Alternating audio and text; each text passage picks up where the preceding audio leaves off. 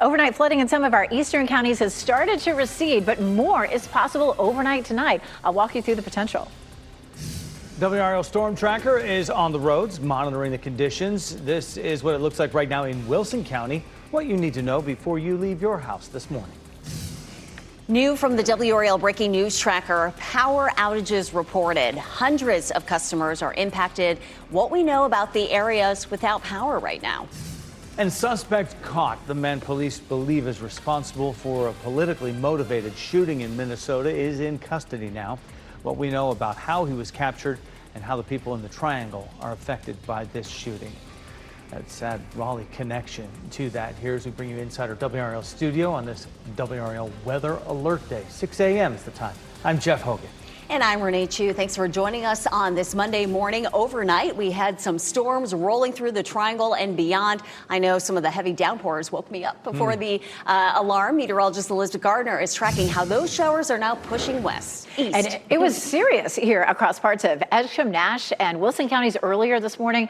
We had some flooding ongoing there, had a lot of roads closed, but the rain has tapered off and the flood warning is over. But we do have a flood watch that's in effect all the way into tomorrow morning. Overnight tonight, we're going to see this redeveloping, and with all the rain that has fallen, certainly we'll have the potential for some flooding. A little bit of lingering rain here across parts of Edgecombe County, but it is on its way out. A lot of heavy rain out there across, especially Edgecombe and Wilson counties, anywhere from 3.5 to 5.5 inches there. We had some heavy rain in other spots as well, but that's where it was most serious this morning. Flood watch extends all the way through 2 o'clock tomorrow morning, and the next best chance of rain comes overnight tonight. Looking at just a very small chance of some gusty winds that could knock down some trees because the ground is so saturated. Again, this is likely to be this evening and overnight tonight.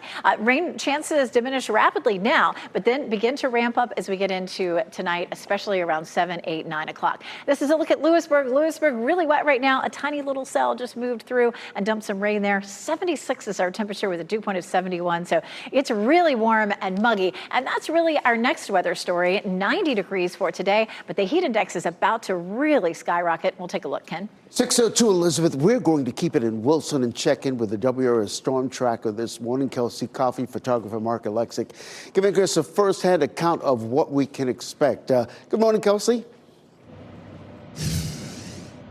Hey, Ken, good morning. So right now we are on Merck Road in Wilson County. We'll give you a live look now at road conditions here so you can see that there are wet roads here. We have noticed a little bit of standing water in a few areas, but nothing that you should be too concerned about.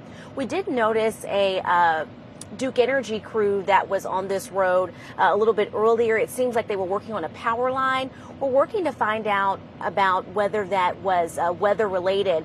But as far as your morning commute, you should be concerned about wet roads if you're in Wilson, Nash, or Edgecombe counties.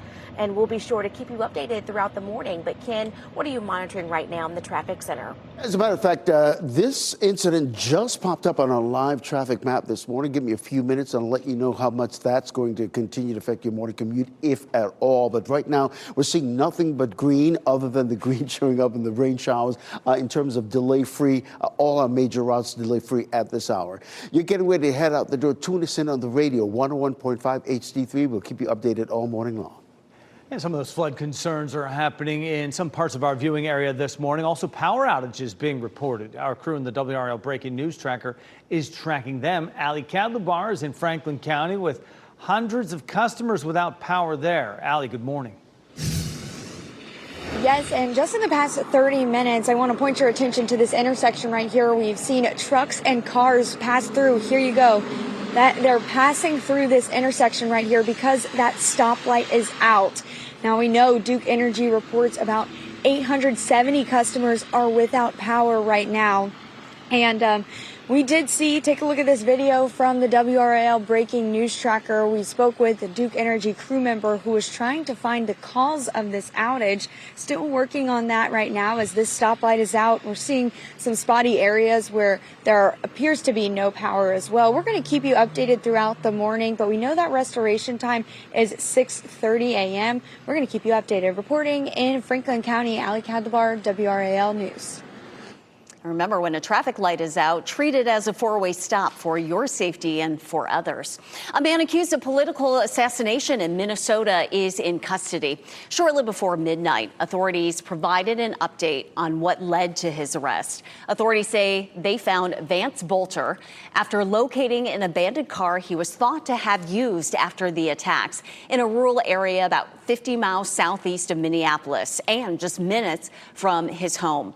Then, after a tip from a resident, they were able to track him in some nearby woods. Bolter is accused of killing State Representative Melissa Hortman and her husband, who was a Raleigh native, and injuring State Senator John Hoffman and his wife in a second shooting.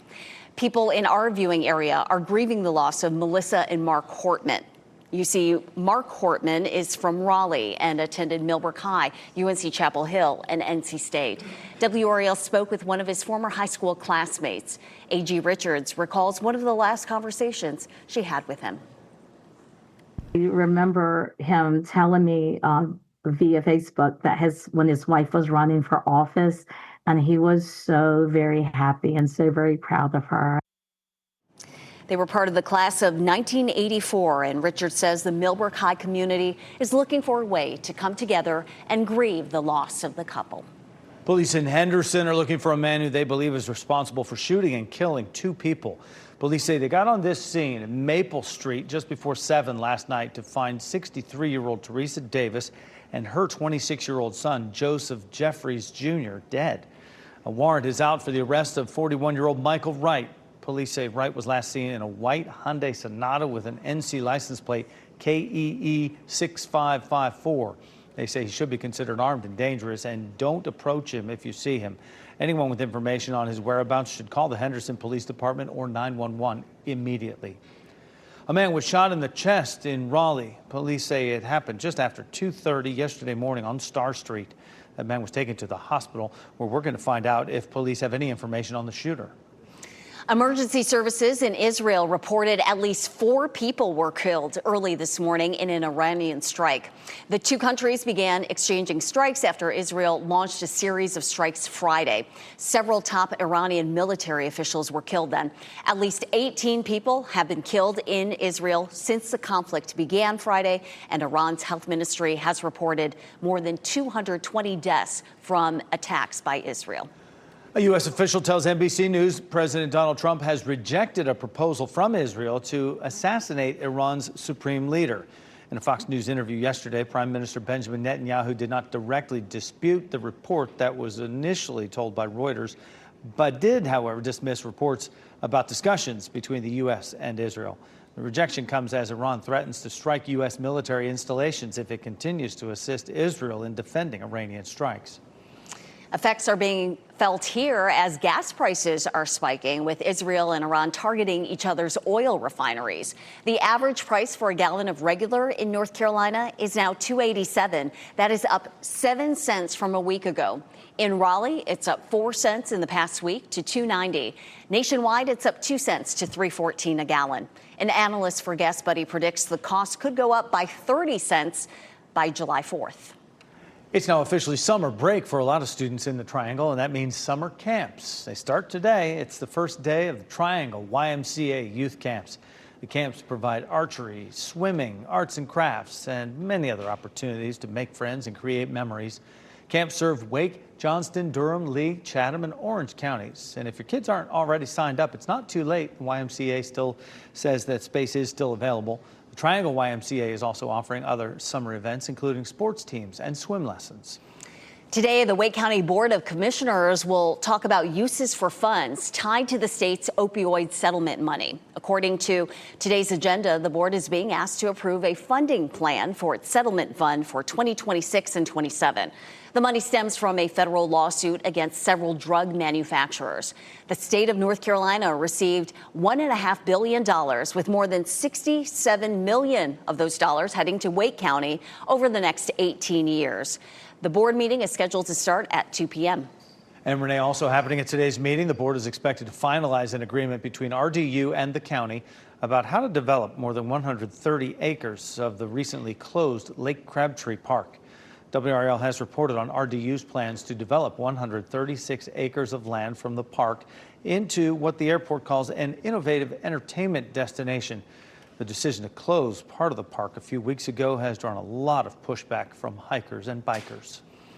Covering Fayetteville, crews are preparing to shut down a portion of Rose Hill Road for the next 2 weeks in order to build a roundabout. The intersection of Rose Hill Road and Tamarack Drive will be shut down until July 2nd. There will be detours onto Shawmill Road, Murchison Road, and Country Club Drive. Officials are warning of a longer commute during this construction.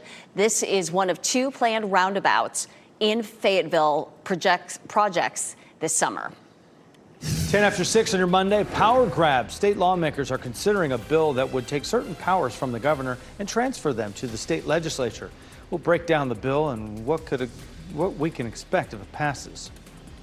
Road repairs. State officials were in western North Carolina to give an update on the status of the roads after Helene. And after some overnight flooding, the water is beginning to recede, but we have another round overnight tonight. Flood watch in effect through early tomorrow morning. We'll go over the timeline for the next round of rain.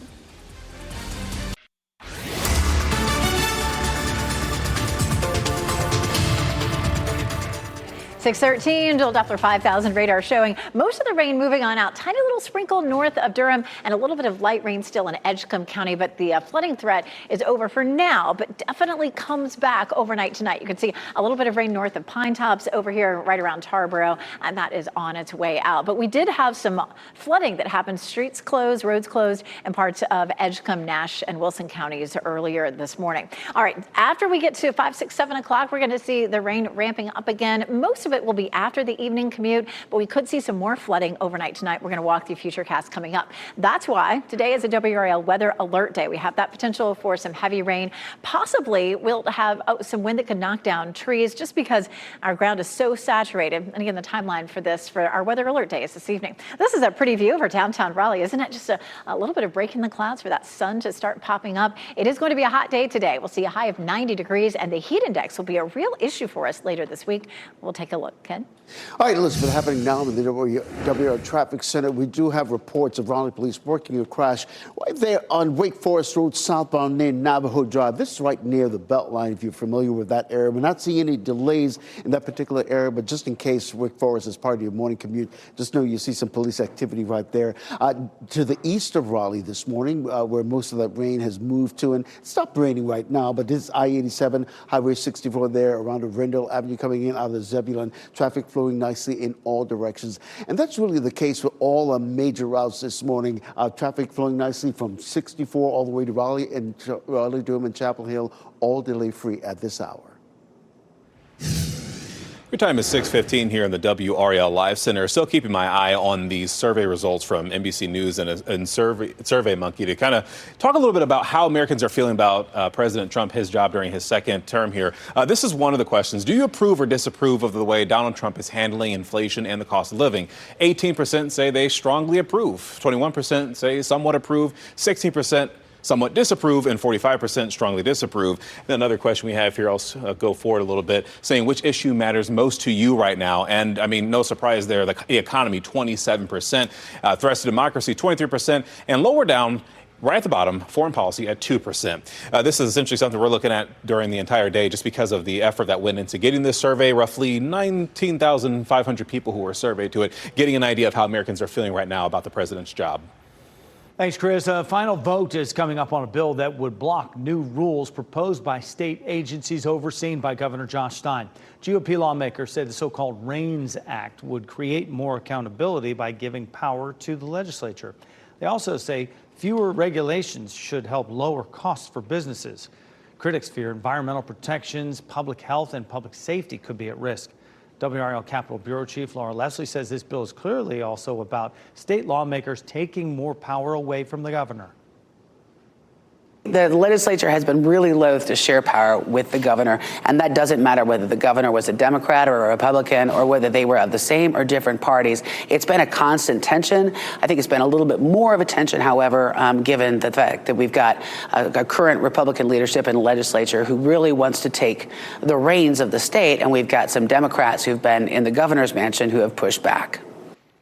Governor Stein would almost certainly veto the bill. Republicans would only need one Democrat in the House, though, to override that. For more on the debates, you can go to the NC Capitol section of WRAL.com. The state DOT secretary recently visited Western North Carolina to get an update on the recovery after Helene. Secretary Joey Hopkins says the region's recovery efforts are seeing progress, but there is still a long way to go. My overall impression is progress. I mean, it's been 8 months since the storm hit late September last year, and everywhere we go, we see continued progress. And what we need to do is continue to put a focus on Western North Carolina. We need to come here, we need to spend our money here, support the local businesses. The DOT says Helene caused more than 1,400 road closures. All but 39 are now fully back open. 4 of them reopened this past week. And as the summer break gets started, hopefully a lot of people will head to Western North Carolina for, and go visit there as well. A lot of places back open. Progress so far is inspiring, and they need that boost, certainly. Elizabeth Gardner is over in the WRAL Severe Weather Center right now, taking a look at where this storm has moved off to our east. Fortunately, as we're going to start seeing more traffic on the roads, the rain has ended pretty much. We still have just a little bit of light patchy rain there in Edgecombe County, a little sprinkle there in Durham County. But for the most part, round one that we saw early this morning where we had some flooding in our eastern counties is over, but we'll have another potential to see that overnight tonight. You can see here right around Tarboro, a little bit of light patchy rain currently, but that's about all that's left. Now, we definitely had some heavy rain in parts of Edgecombe, Nash, and Wilson counties overnight last night, as much as 3 to 5.5 inches of rain. And there were roads closed there. We're expecting the same thing again after 5 o'clock. We'll see showers and storms redeveloping. Some of that's going to be heavy at times, so flooding is possible, some isolated wind damage and power outages. And this will be the entire viewing area overnight tonight, at least. It has the potential. We won't see flooding everywhere, but wherever those storms begin to pop up, especially maybe from the triangle areas southward all the way through 2 o'clock tomorrow morning, flood watch in effect. So just be on the lookout, especially when it's dark out. It's hard to see where there's water on the road. You want to be extra careful. Here's 3 o'clock in the afternoon, a few isolated cells. It's isolated through the evening commute. But look what happens after that. There's 6 o'clock, there's 8 and 9 o'clock. Right around 9 o'clock, we begin to see a lot of heavy rain filling in across the viewing area, and that could last until 2 or 3 o'clock in the morning. Easily another inch to maybe as much as 2 inches of rain could fall overnight tonight, and even more of that going forward. This is a look at our WRAL weather alert day. Issues mainly flooding, just a small chance for some wind damage. We do have another potential for some wind damage as we get into Thursday, so we'll be watching out for that. We do have fairly wet conditions in our forecast all the way through Thursday. A good bit of cloud cover this morning, but we're beginning to see some breaks in the clouds. Real pretty view there at RDU. When will the storms end? We'll see high pressure building in. That will increase our heat, but it will bring us fewer thunderstorms as we get into the weekend. Wednesday and Thursday in particular, we could see the potential for major heat issues. Heat index Wednesday of 103 and 104 on Thursday. So that's some of the highest heat indices that we've seen so far. Again, today is a WRAL weather alert day, mainly for the storms that we'll see tonight. But then heat toward the middle and end of the week is going to be a real issue for us. Ooh, hot. All right, Elizabeth, thanks. Hey, here's what we're tracking right now. Raleigh police on the scene of a crash on Wake Forest Road, southbound in Navajo Drive. This is right outside the Beltline. Not seeing any delays in that area, but I just wanted you to know about it just in case Wake Forest is part of your morning commute. Let's take it to the east of Raleigh, I-87 and Smithfield Road there in Knightdale. Those are the southbound lanes coming into the capital city, all moving nicely in all directions, which is really good news. In terms of I-40 westbound, you're coming in from Johnston County, that southern loop of the Beltline. Even if you're using Wade Avenue to get to Durham this morning or all points west, all delay-free at this hour. You're getting ready to head out the door. Tune us in on the radio, 101.5 HD3. Ken, thanks. Search for suspected gunman. Police are looking for the man they believe is responsible for killing 2 people in our area. Where the search stands and what you need to know if you see him. And cat slipper scam. In the next hour, 5 Under Side alerts you to the latest TikTok scheme tugging at your heartstrings and convincing you to buy into fake causes. And here's a look at your winning NC Education lottery numbers on your screen right now. We're back with what's trending in a moment.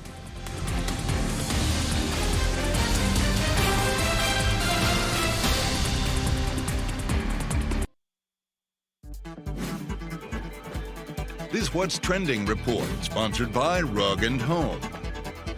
A high-flying box office debut and a Father's Day more than a century in the making. Well, this is a big one. Ken Smith here now. What's trending, Ken?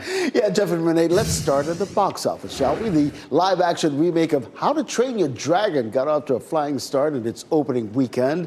Universal Pictures estimating the new movie raked in $83.7 million. You might be surprised, but these live-action remakes are doing really well. So not just that one, but Lilo and Stitch took home $15 million in its third weekend in theaters. That was #1 for the past 3 weekends. Wow, that's pretty good. Talk about a Father's Day to end all Father's Day, right? A member of the animal kingdom becoming a first-time dad just in time for the Father's Day weekend at nearly 135 years old. Goliath is a Galapagos tortoise that lives at the Miami Zoo, and zoo officials say one of his eggs successfully hatched back on June 4th. This is amazing. This guy's 135 years old on Father's Day yesterday. Aww. Together. I mean, Goliath A and twofer. Yeah. the little one. You know, Yeah. the lifespan, though, of these Galapagos tortoises, they can live up to 150 years Wow. old. So, you know, Right. there's still time to enjoy the little one. Right in the golden years. Yeah, Goliath, you Apparently. win. Ken, thank you. Sure. A Raleigh man spent his Father's Day weekend helping new dads navigating fatherhood for the first time. After seeing that there were not many community groups for dads, William Folston decided to start the Raleigh Roller Society. Folston, whose daughter was just born earlier this year, says this new group is a safe space for men to talk, walk, and stroll with their kids, all while fostering new connections. I think this is important because I think there's not enough emphasis on men's mental health. So I think we need to rely on each other. We've become so disconnected nowadays in society. And over the weekend, dozens of dads showed up for the second gathering of the Raleigh Roller Society. Folston hopes that he can continue to reach more and more dads. Great initiative. Still ahead, power outages. Hundreds of people in our area are affected. The efforts to get the lights back on. And more rain on the way late this evening. We're going to have another round of flooding. I'll show you the timeline for this evening and tonight.